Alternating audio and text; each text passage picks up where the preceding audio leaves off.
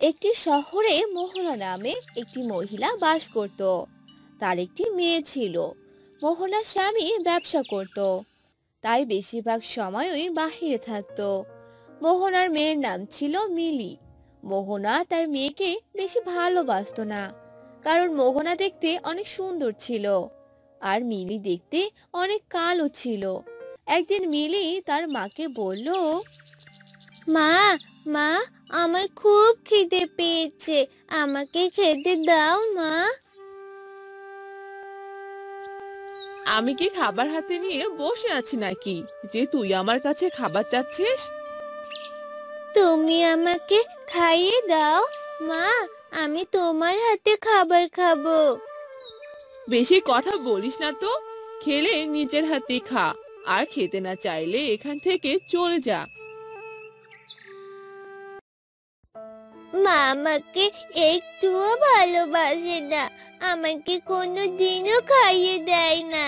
আমার যে মায়ের হাতে খাবার খেতে অনেক ইচ্ছে করে। এই বলে মিলি কান্না করতে করতে রান্নাঘরে গেল আর একা একা খাবার নিয়ে খেতে লাগলো। একদিন মিলি সকালে তার মাকে বলল,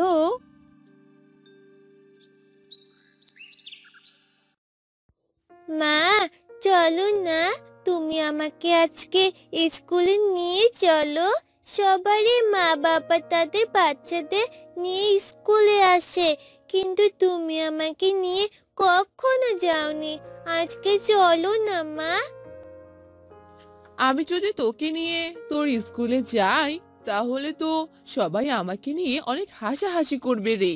বলবে মা আর মেয়ে একদম আলাদা। তোকে নিয়ে স্কুলে গেলে আমার তো কোনো মান সম্মান থাকবে না। বেশি কথা না বলে তাড়াতাড়ি স্কুলে চলে যা। এ কথা শুনে মিলির মন অনেক খারাপ হয়ে গেল আর মিলি মন খারাপ করে স্কুলে চলে যায়। আর স্কুল থেকে ফেরার পথে মিলি বলতে থাকে, আমার যদি একটা ভালো মা থাকতো তাহলে অনেক ভালো হতো। আমাকে প্রতিদিন খাবার খাইয়ে দিত, আমাকে নিয়ে স্কুলে আসতো। ইস, অনেক মজা হতো তখন। এসব বলে মিলি বাড়ির দিকে আসতে লাগলো। তখনই রাস্তার পাশের গাছে থাকা একটি ডাইনি এসব কথা শুনতে পেল। আরে, মেয়েটা মনে হয় অনেক অসহায়। মেয়েটার মা বুঝি মেয়েটাকে ভালোবাসে না, এই জন্যই মেয়েটা এভাবে কথাগুলো বলছে। যাই, মেয়েটার পিছু করি। এই বলে সেই ডাইনিটি মিলির পিছনে পিছনে মিলের বাসা পর্যন্ত যেতে লাগলো আর মিলের বাড়িতে ঢুকে পড়লো। কি রে, বাড়িতে আসতে তোর এত দেরি হলো কেন রে? কোথায় গিয়েছিলি আড্ডা দিতে শুনি? মা, আমাকে তো হেঁটে হেঁটে আসতে হয়েছে, তাই তো দেরি হয়ে গেল। আর তুমি তো আমাকে কোনো টাকাও দাওনি যে গাড়িতে করে আসবো। হয়েছে হয়েছে, এত কথা শুনতে চাইনি। এখন তাড়াতাড়ি এই কাপড়গুলো ধুয়ে নে। মা, আমার শরীর তো এখন অনেক ক্লান্ত, আমার কাপড়গুলো তুমি ধুয়ে দাও মা। কে? কি বললি তুই? তুই আমাকে কাজের কথা বললি? তোর সাহস কি করে হলো আমাকে হুকুম করার? এই বলে মোহনা মিলিকে মারতে থাকে আর মিলি কাঁদতে কাঁদতে বলে, মা, আমাকে তুমি মেরো না মা, আমার যে অনেক লাগছে। এরপর মোহনা সেখান থেকে চলে যায় আর মিলি তার ঘরে চলে যায়। তখনই সেখানে ডাইনিটা আসে। আরে মিলি, তুমি এভাবে কাঁদছো কেন? আমি আছি, তুমি আমাকে সব কথা বলতে পারো মা। ডাইনি, ভূত, ডাইনি ভূত। ডাইনিকে দেখেই মিলি অজ্ঞান হয়ে যায় আর ডাইনি মিলির জ্ঞান ফেরায় আর মিলি চোখ খোলে। মেরো না, মেরো না আমাকে। না না মিলি, আমি তোমাকে মারতে আসিনি, আমি যে তোমার মা হতে চাই। মা, ডাইনি কি করে আমার মা হবে? আমার মা তো আছে, তোমাকে আমার চাই না। তুমি চলে যাও এখান থেকে। আমি সব জানি মিলি, তোমার মা তোমায় একটু ভালোবাসে না। তোমার তোমার অনেক কষ্ট হয়। তোমার এই কষ্ট দেখে আমার অনেক খারাপ লেগেছে, তাই আমি তোমার মা হতে এসেছি। তুমি সত্যি বলছো আমার মা হবে? আমাকে অনেক ভালোবাসবে, আমাকে স্কুলে নিয়ে যাবে, আর আমাকে খাবারও খাইয়ে দিবে? হ্যাঁ, আমি সব করব। ডাইনির মুখে এসব কথা শুনে মিলি অনেক খুশি হয়ে যায় আর ডাইনিকে মা বানিয়ে নেয়। এরপর থেকে সেই ডাইনি অদৃশ্য হয়ে সব কাজ করত। মিলিকে খাবার খাইয়ে দেওয়া থেকে শুরু করে সব করে দিত। ডাইনির এমন ভালোবাসা পেয়ে মিলি অনেক খুশি হলো। আরে আজ হঠাৎ এত বাতাস কোথা থেকে এলো? যাই, দরজা জানালা সব লাগিয়ে দিয়ে আসি, তারপর শুয়ে পড়বো।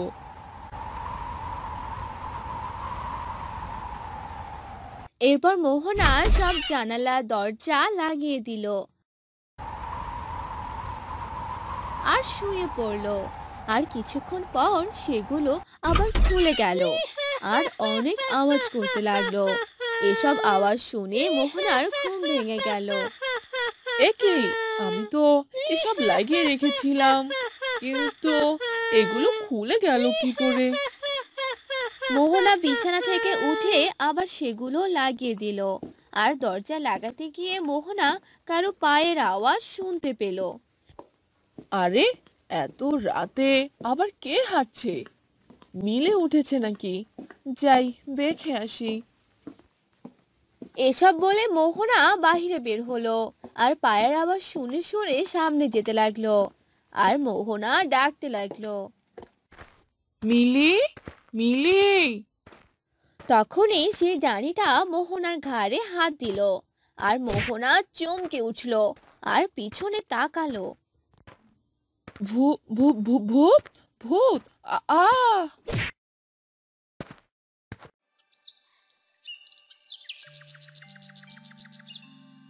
মা, ও মা, মা, আরে কি হয়েছে? মা কথা বলছে না কেন? আরে আমি এখানে কেন? কি হয়েছে আমার? সেটা আমি কি করে বলবো?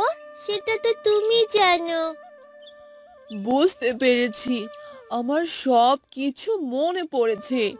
এ বাড়িতে ডাইনির আত্মা ঘুরছে।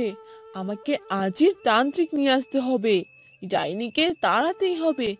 যাই, তান্ত্রিককে গিয়ে খবর দেই।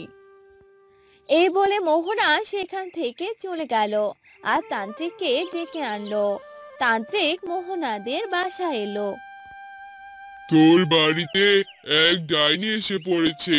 সেই ডাইনিটি একটি আম গাছে ছিল। আমি যে তার গন্ধ শুনতে পারছি। এসব আপনি কি বলছেন বাবা? এ তো অনেক ভয়ঙ্কর। আপনি তাড়াতাড়ি এই ডাইনিকে নিয়ে যান। চিন্তা করিস না, সব ঠিক হয়ে যাবে। এরপর তান্ত্রিক যজ্ঞ করতে থাকে আর সেই ডাইনিকে সেখানে হাজির করে আর বলে, তুই এখানে কেন এসেছিস? বল, তুই কেন সবাইকে ভয় দেখাচ্ছিস? আমি আমার মেয়ের কাছে এসেছি। মেয়ে? কে তোর মেয়ে? তোর মেয়ে এখানে কিভাবে এলো? হ্যাঁ, ও আমার মা, ডাইনি মা।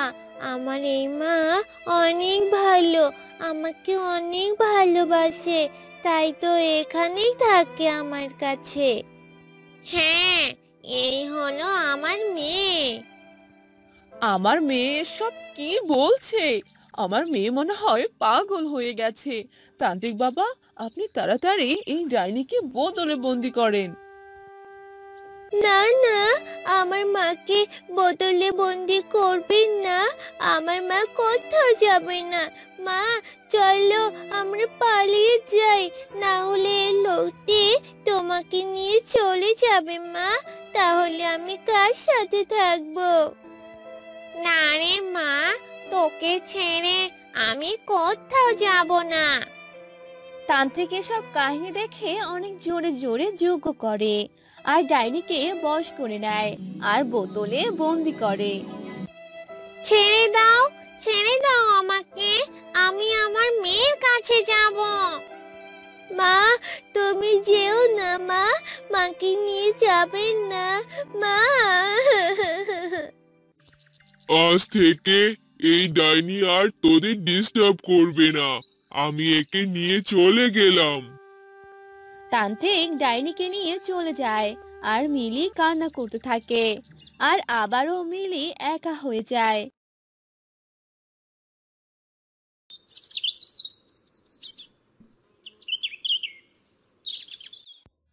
কুমার নামের এক লোক কাশবন গ্রামে বাস করত। কুমার তার স্ত্রী কন্যা নিয়ে একসাথে থাকত। কুমারের স্ত্রীর নাম লায়লা আর তার মেয়ের নাম চাঁদনি। চাঁদনি যেদিন জন্ম নেয় রাতে চাঁদের আলোয় ঝলমল করছিল, তাই তার নাম রাখা হয় চাঁদনি। চাঁদনিকে সবাই সংক্ষেপে চাঁদ বলে ডাকতো। একদিন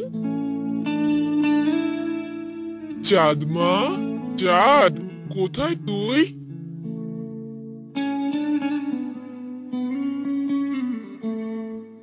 হ্যাঁ বাবা, ডাকছো কেন? কি হয়েছে বলো। মারে, তোর মাসি এসেছে তোকে নিতে। তুই কি যাবি মা? হ্যাঁ বাবা, যাবো যাবো। আমি অনেকদিন থেকে মাসির বাড়িতে যাই না। মাসির বাড়িতে খুব মজা হবে।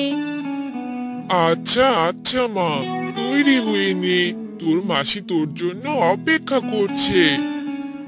আচ্ছা বাবা, ঠিক আছে। এরপর চাঁদ তৈরি হয়ে তার মাসির সাথে যায়। চাঁদের মেশো একটা বাড়ি কিনেছে। বাড়িটা বেশ পুরনো আর সে বাসায় পুরনো আসবাবপত্র আছে। চাঁদ মা, তুই আজ থেকে তোর ভাইয়ের সাথে এই ঘরেই থাকবি। আচ্ছা মাসি, ঠিক আছে। কিন্তু মাসি, তোমার ঘরে তো অনেক বড় একটা আয়না।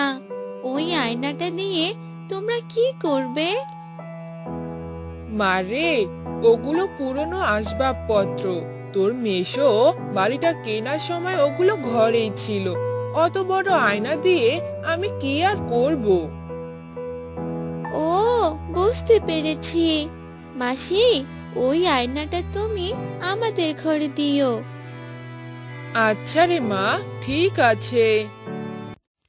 এরপর বড় আয়নাটা চাঁদের ঘরে রাখে আর চাঁদ সেই আয়নার সামনে বসে নিজেকে দেখতে থাকে। হঠাৎ সে আয়নায় একটা ছায়া দেখতে পায় আর চাঁদ চমকে ওঠে। এ এ এ কে? আয়নায় কিসের ছায়া? কে কে? এরপর আয়নার ভিতরে এক সুন্দর মেয়েকে দেখতে পায়। এ এ এ কে? কে কে তুমি? ভয় পেও না, আমি হচ্ছি মায়া। আমি পড়ি, কিন্তু এখন আমি তোমার মতোই একটা মানুষ। কিন্তু তুমি আয়নার ভিতরে কি করে গেলে? এই আয়নার ভিতরেই আমি থাকি। এটা আমাদের মায়াপুরী দেশ। তুমি কি আসবে আমাদের দেশে? আমি আমি কি করে ভিতরে যাব? তুমি আয়নার সামনে হাত বাড়িয়ে দাও, আমি তোমাকে ভিতরে নিয়ে আসব। এরপর চাঁদ আয়নার সামনে হাত বাড়িয়ে দেয় আর আয়নার ভিতরে থাকা মায়া হাত ধরে চাঁদকে মায়াপুরী দেশে নিয়ে যায়। আর এত সুন্দর দেশ দেখে চাঁদ অবাক হয়ে যায় আর বলে, আরে বাহ, এত সুন্দর জায়গা আমি তো আগে কখনো দেখিনি। আচ্ছা মায়া, তোমার বাড়ি তো দেখতে পাচ্ছি না। চাঁদ, এটা হচ্ছে আমাদের দেশ। আমাদের বাসা আরো ভিতরের দিকে। চলো, আমি তোমাকে আমার বন্ধুদের সাথে পরিচয় করিয়ে দেই। এরপর মায়া চাঁদকে নিয়ে এক গাছের কাছে যায়। গাছের পুরো গায়ে তেল লাগানো ছিল। এরপর গাছকে দেখিয়ে মায়া বলে, চাঁদ, এ হলো আমার গাছ বন্ধু।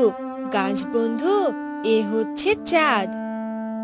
বাহ, ভারী মিষ্টি মেয়ে। চাঁদ, তুমি কেমন আছো? তুমি কি আমাদের বন্ধু হবে? ইস, একে গাছ কথা বলতে পারে, কিন্তু গাছটার তো অনেক কষ্ট হচ্ছে। হ্যাঁ গাছ বন্ধু, আমি তোমার বন্ধু হব, কিন্তু তোমার এই অবস্থা হলো কি করে? চাঁদ, আমি তোমাকে সব বলবো। আগে তুমি চলো, আমার আরো বন্ধু আছে। এরপর মায়া চাঁদকে নিয়ে এক ফুলের বাগানে যায়। আর সেখানে অনেক ফুল ছিল। চাঁদ যখন এদিক ওদিক তাকাচ্ছিল, তার সামনে একটা ছোট্ট পরী আসে। মায়া বন্ধু, তুমি এসেছো, কিন্তু তোমার সাথে কে? কাকে নিয়ে এসেছো? লালপরি, এ হচ্ছে আমার বন্ধু চাঁদ। ও একজন মানুষ।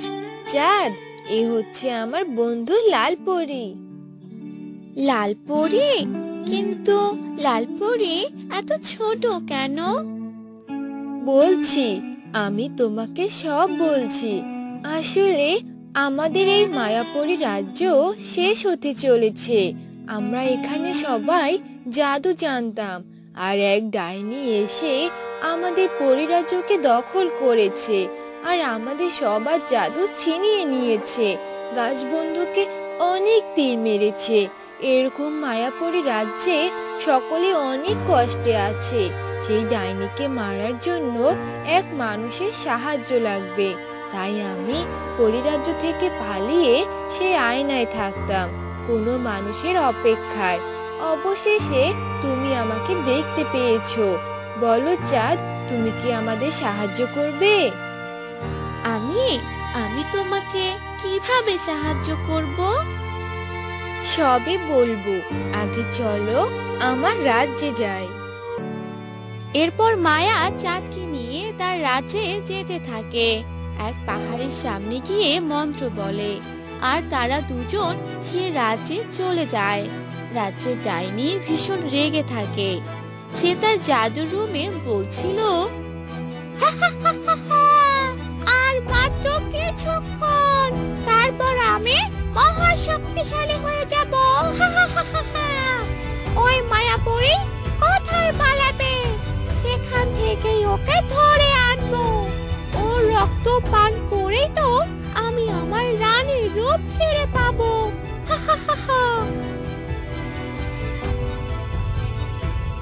ডাইনি যখন এসব বলছিল, সেখানে মায়াপুরী আসে। আর মায়াকে দেখে ডাইনি বলতে থাকে, এই যে মেঘ না চাইতে জল পেয়ে গেছি। মায়া, তোর তো শক্তি নিয়েছি আমি। আজ তোর রক্ত পান করে আমি রানী হব। শয়তান ডাইনি, তোর মনের বাসনা কখনো পূরণ হবে না। আজ যে তোর শেষ দিন।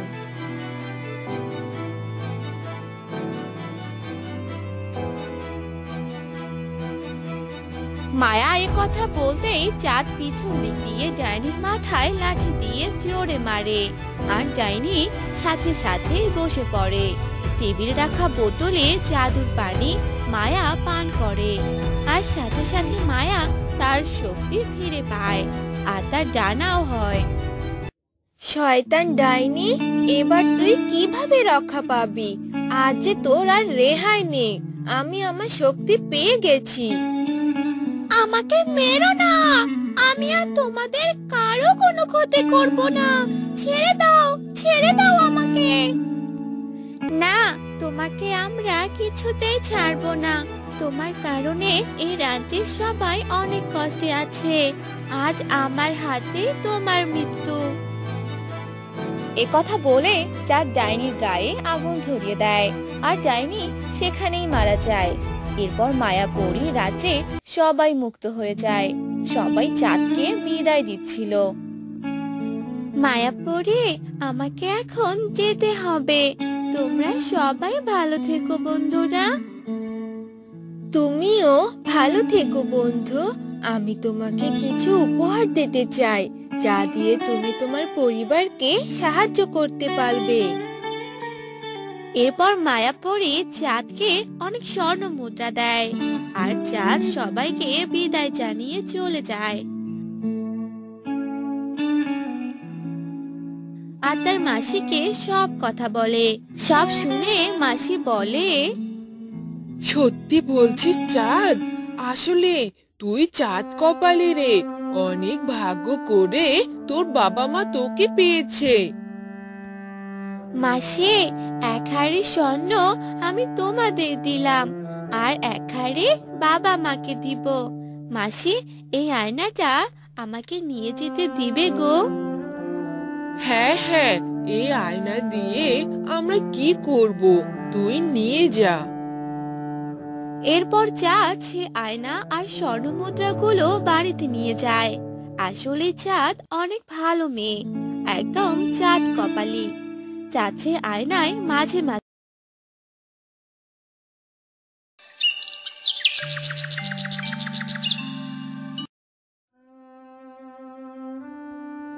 বাবা, ও বাবা, কোথায় তুমি? কিরে মা, কি হয়েছে? এভাবে ডাকছিস কেন? বল, কি বলবি? বাবা, আমাদের গ্রামে অনেক অসহায় মানুষ আছে, আমি তাদের সাহায্য করতে চাই। এটা তো খুবই ভালো কথা রে মা। তোর এই কথা শুনে আমার অনেক ভালো লাগলো। তুই যা করবি তাতেই আমি সহমত। আচ্ছা বাবা, ঠিক আছে।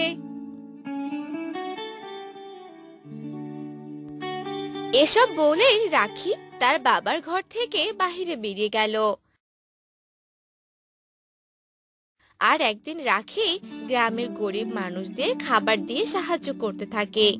তখনই গ্রামে থাকা মোড়লের কর্মচারী এসব কিছু দেখে ফেলে, আর মোড়লের কাছে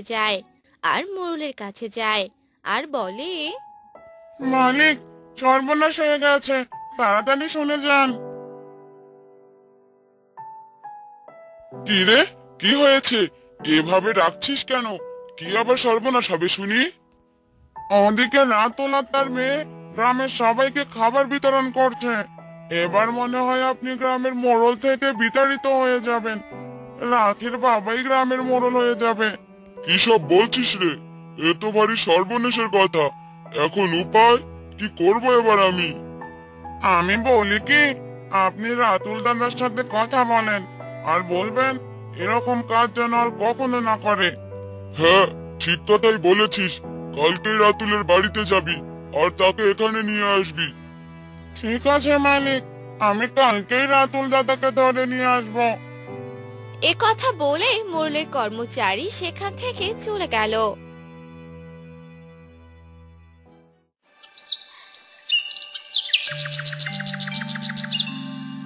আর সকালে রাতুলকে নিয়ে মোড়লের বাড়িতে এলো। কি ব্যাপার মোড়ল মশাই, আপনি আমায় ডেকেছেন? হ্যাঁ, ডেকেছি। তুমি আর তোমার মেয়ে এসব কি শুরু করেছো? তোমরা নাকি গ্রামের মানুষদের খাবার বিতরণ করছো? হ্যাঁ মোড়ল মশাই, গ্রামে যারা অসহায় মানুষ আছে তাদেরকে খাবার দিচ্ছি, এতে দোষের কি? এটা কি তোমাদের কাজ নাকি? আমি গ্রামের মোড়ল, আমি গ্রামের মানুষদের সাহায্য করব। হ্যাঁ মোড়ল মশাই, আপনিও করেন, এখানে কোনো সমস্যা নেই। আপনি গ্রামের মোড়ল জন্য কি শুধু আপনি দান করবেন তা নয়, সবাই দান করতে পারবে। এবার আমি আসি। রাতুলের এত বড় সাহস, আমার কোনো কথাই শুনলো না আর আমার সাথে এভাবে কথা বলে চলে গেল। দেখলেন তো মালিক, এই লোক বেশি সুবিধের না। যত তাড়াতাড়ি সম্ভব এর একটা ব্যবস্থা করেন। হ্যাঁ, তুই ঠিক কথাই বলেছিস, এর একটা ব্যবস্থা করতেই হবে। আচ্ছা, ঠিক আছে মালিক। এরপর মোড়লের কর্মচারী সেখান থেকে চলে গেল আর বাজার করে নিয়ে এলো। এভাবে কিছুদিন চলে গেল। একদিন মোড়ল তার কর্মচারীকে বলল, শোন, আমি শুনেছি ওই রাতুলের মেয়ের নাকি একটি দোকান আছে, আর সেই দোকানের কারণেই তারা এত উন্নতি করতে পারছে। হ্যাঁ হ্যাঁ মালিক, আপনি ঠিক শুনেছেন। আমার কথা মন দিয়ে শোন, তোরা ওই দোকানটা ভেঙে দিয়ে আসবি, কেউ যেন কোনোভাবে কিচ্ছু টের না পায়। অন্যদিকে রাখি সেই দোকানে বসে সবাইকে খাবার দিচ্ছিল। তখনই সেখানে দুটো লোক চলে আসে আর তারা বলাবলি করতে থাকে। এই জানিস, শুনেছি মোড়লের বাড়িতে নাকি অনেক গহনা আছে। সেই ঘর থেকে সেগুলো গহনা চুরি করতে পারলেই আমরা তো ধনী হয়ে যাব। চল, আমরা কালকেই চুরি করতে যাব। আমরা তো এই গ্রামে নতুন, তাই এখানে কেউ আমাদের চিনবে না। এ কথা বলে তারা খাবার খেয়ে রাখিকে টাকা দিয়ে সেখান থেকে চলে গেল। তখনই রাখি বলতে লাগলো, সর্বনাশ হয়ে গেছে, এরা যে মোড়ল মশাইয়ের বাড়িতে চুরি করতে যাবে। না না, এ কথা মোড়ল মশাইয়ের কাছে পৌঁছাতে হবে। তাড়াতাড়ি দোকানটা বন্ধ করে মোড়ল মশাইয়ের বাড়িতে যাই। এ কথা বলে রাখি মোড়ল মশাইয়ের বাড়িতে গেল আর মোড়ল মশাইকে সব কথা জানিয়ে দিল। এসব শুনে মোড়ল বলল, তোর কথা যদি সত্যি হয় তাহলে তো ভালো, আর যদি মিথ্যে হয় তাহলে তোদেরকে শাস্তি দেব। ঠিক আছে মোড়ল মশাই, আপনি যা বলবেন তাই হবে, কিন্তু আমি কোনো মিথ্যে কথা বলিনি, যা বলেছি সব সত্যি। আমি এবার আসি।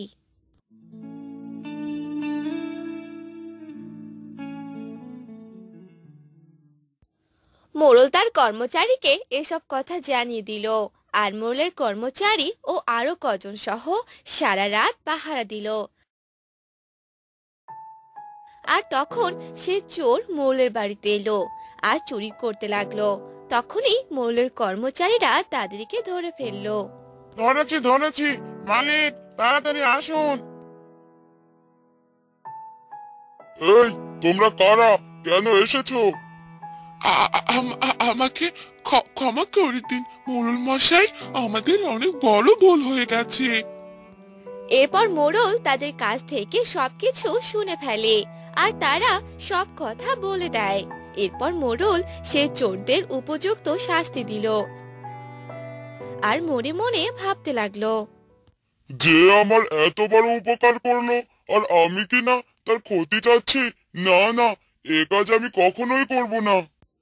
তারপর মোড়ল তার কর্মচারীকে ডাক দেয় আর রাখির দোকান যেন না ভেঙে দেয় এ কথা বলে দেয়, আর রাখিকে খবর দেয়। আর রাখি মোড়লের বাড়িতে আসে। আপনি আমায় ডেকেছেন? তোমায় অনেক ধন্যবাদ মা, তুমি যে আমার অনেক বড় উপকার করলে, অনেক বড় বিপদ থেকে আমায় বাঁচিয়েছো। না না মোড়ল মশাই, আপনি এভাবে বলবেন না। যে কাজ করলে সবার ভালো হবে, উপকার হবে, আমি সে কাজটাই করব। আমি কারো কোনোদিন ক্ষতি চাইবো না। তুই অনেক ভালো রে মা, আর আমি কি না? কিছু বললেন মোড়ল মশাই? না রে মা, কিছু না। আচ্ছা মোড়ল মশাই, আমি এবার আসি।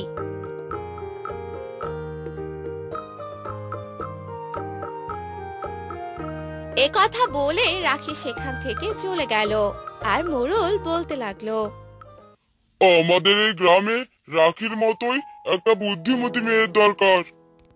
অন্যদিকে রাখি বাড়িতে চলে যায় আর তারপর থেকে গ্রামের মানুষদের সাহায্য সহযোগিতা করতে থাকে। ও রাখি তার হাতের খাবার বানিয়ে সবাইকে খাওয়াতে থাকে আর গ্রামের সবাই সুখে শান্তিতে থাকতে লাগে।